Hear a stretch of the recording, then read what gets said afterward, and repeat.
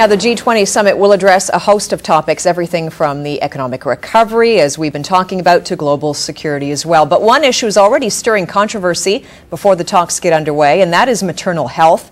The Harper government has excluded abortion from its health plan for developing nations, putting it at odds with other G20 members. So for more on this, we're joined by Andrea Mrozek. She is with the Institute of Marriage and Family Canada. She joins us in Ottawa. Also joining us, JOYCE Arthur. She is with the Abortion Rights Coalition of Canada, and she is in Vancouver. Andrea, Joyce, thank you both for joining us. Thank you. Thank you. Andrea, maybe I can start with you. I know that you make the point that, you know, we really should be focusing maybe not so much as to whether or not abortion is an option as part of Canada's maternal health initiative. You say the focus should be on providing women the most basic health care. Why? Well, now's not a time to stand on principle and demand that abortion be included. Where there's no safety for a C-section, there's likewise no safety for an abortion. These are both surgical procedures.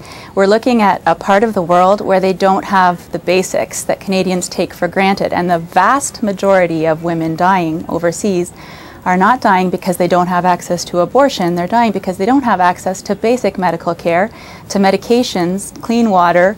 Sometimes there's no clinic in close proximity to where women are giving birth. So really, for a maternal health mandate, what we ought to be looking at is improving the overall medical conditions, and this will in turn lift up women in the developing world. Now is not the time to be layering Western politics over this life and death situation, and that's what's really happened here. Is we see people standing on principle.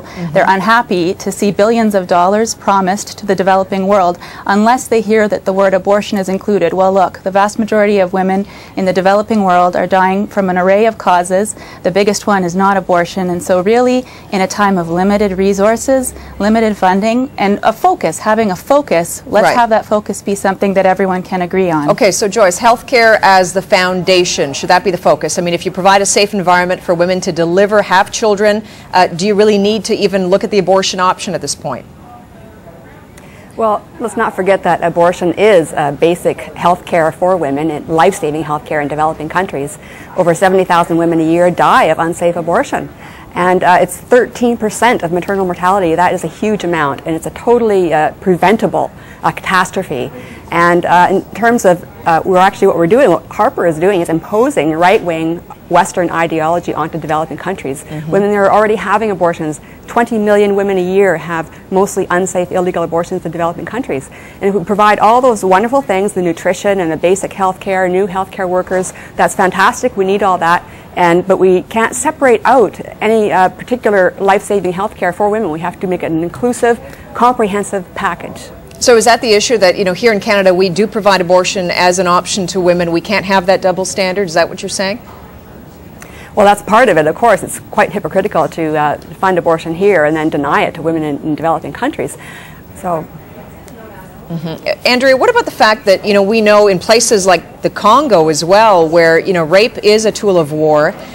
You know, what we see is children growing up, in some cases because of that, there's this systemic hatred, right, of a child that is born and brought up, abandoned, in some cases even killed. I mean, should abortion be an option in a case like that? Well, look, I think that, you know, Joyce is making the point that abortion is medical care.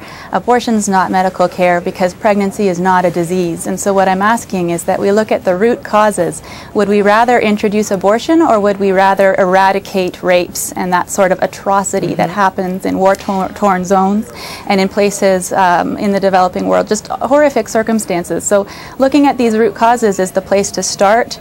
Obviously, there's some pretty horrific things happening that we can't relate to here in Canada, where we're so lucky, really. So I think, again, it's a question of how do you address these problems, and are you putting your head in the sand and pretending that rape goes away just because you offer abortions? Sure. I mean, it's very complex. Unfortunately, we don't have time to get into it, but I know we'll be talking about the issue some more, obviously, in the lead up to this issue being on the G8 agenda for sure.